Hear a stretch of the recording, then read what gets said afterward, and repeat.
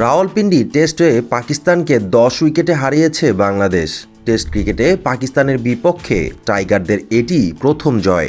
ঘরের মাঠের টেস্টে পাকিস্তানের 10 উইকেটের হার মানতেই পারছেন না শাহিদ আফ্রিদি। শেষ দিনের অসাধারণ পারফরম্যান্সে জয়ের জন্য বাংলাদেশকে যে কৃতিত্ব ঠিকই দিচ্ছেন তিনি। তবে প্রশ্ন তুলেছেন স্বাগতিক দলের পরিকল্পনা ও একাদশ নির্বাচন নিয়ে।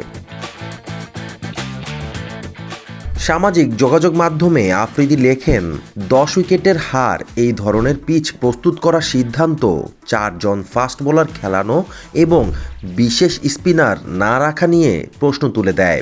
হোম কন্ডিশন সম্পর্কে সচেতনতার অভাব পরিষ্কার দেখতে পাচ্ছি আমি।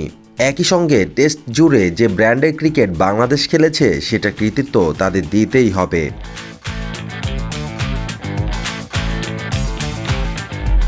শেষ দিনের খেলা শুরুর সময়ও সবচেয়ে সম্ভাব্য ফল ছিল ড্র। দ্বিতীয় ইনিংসে 1 উইকেটে 23 রান নিয়ে শেষ দিনের ব্যাটিং শুরু করে পাকিস্তান।